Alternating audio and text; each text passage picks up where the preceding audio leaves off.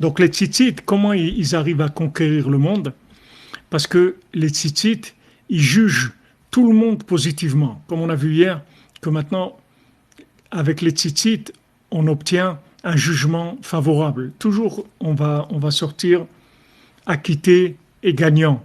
Pourquoi? Parce que les Tzitzites, ils vont attirer sur nous la miséricorde qui fait que l'endroit, il nous a créé les problèmes. C'est pas nous qui avons les problèmes. C'est l'endroit où on était qui nous a créé nos problèmes. Donc les tzitzit, eux, ils attirent cette notion d'au-dessus du temps, qui inclut, au-dessus de l'espace, pardon, au-dessus du lieu, qui inclut tous les lieux du monde. C'est-à-dire que maintenant, Hachem, il voit qu'en fait, c'est le lieu qui t'a fait les problèmes. C'est pas toi. Tu aurais été dans un autre lieu, tu n'aurais pas eu ces problèmes-là. Donc ça permet d'ouvrir complètement sur tout le monde. C'est pour ça que les nations vont s'accrocher sur les tzitzit. Parce qu'elles vont te dire, mais attends, qu'est-ce qu'on peut nous reprocher à nous?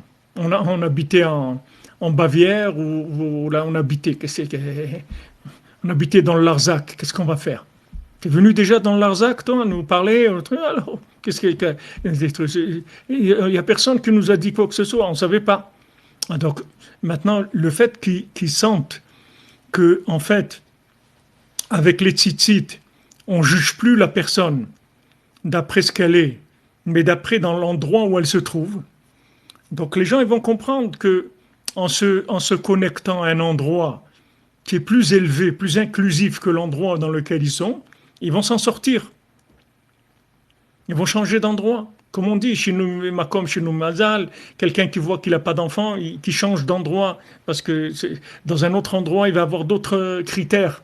Donc ça peut tout changer, parce que les formules, elles changent. Donc c'est autre chose, c'est une autre conception de la vie, parce qu'après, tu ne cherches plus à te corriger, tu cherches l'endroit qu'il faut. Parce que si tu trouves l'endroit qu'il faut, ça y est, c'est comme la plante. Tu trouves la terre qu'il lui faut, la plante, elle n'a pas de problème. Mais si tu l'arroses pas ou tu la mets pas dans la terre qu'il faut, elle va pas pousser.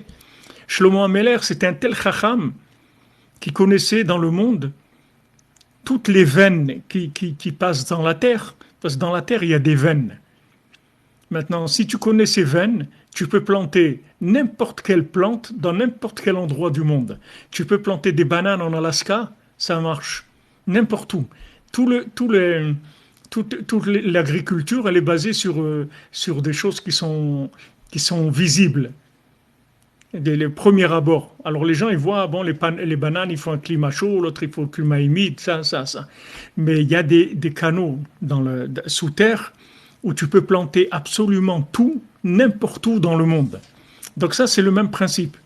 C'est-à-dire que maintenant, du moment où tu changes d'endroit, c'est-à-dire que tu te rapproches dans un endroit qui est plus inclusif. Cet endroit plus inclusif, il va te changer tes paramètres. Donc tu vas changer automatiquement. Parce que toi, tu es le produit de l'endroit où tu es. C'est pas, toi, c'est pas, toi, tu as une application, une matrice. Là où on va te mettre, tu vas devenir quelqu'un d'autre.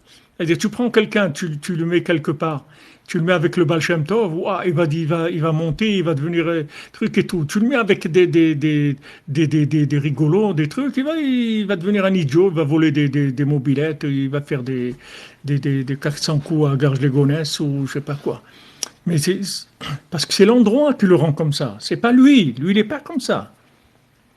Lui, il n'est pas comme ça. N'importe où tu vas le mettre, il va changer complètement. Alors, toujours chercher des endroits qui sont plus inclusifs.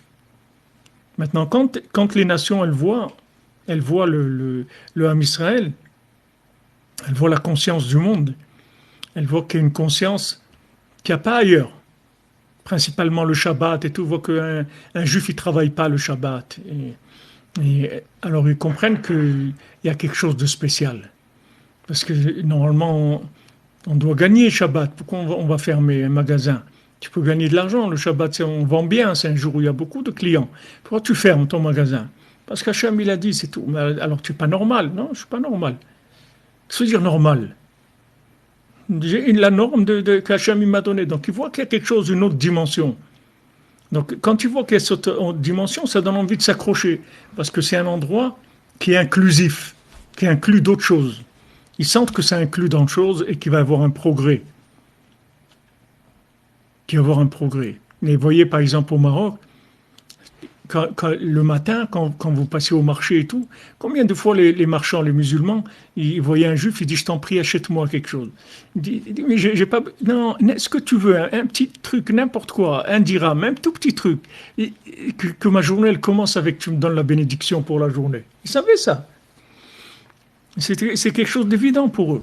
Que si maintenant un juif il vient, il achète chez le premier, le client de la journée, ça y est, il est content, il sait que sa journée elle va s'ouvrir. Alors cette inclusion-là, dans les malam et la makom, au-dessus de l'endroit, c'est ça qui donne l'inspiration. Les gens, ils sentent que là, il y a de l'inclusion. Là, il y a de l'inclusion. C'est-à-dire, j'ai ma place là-bas. J'ai ma place, ma vraie place. Pas, je suis un petit peu accepté. Non, non, j'ai ma vraie place. J'ai ma vraie place là-bas. Vraiment ma place.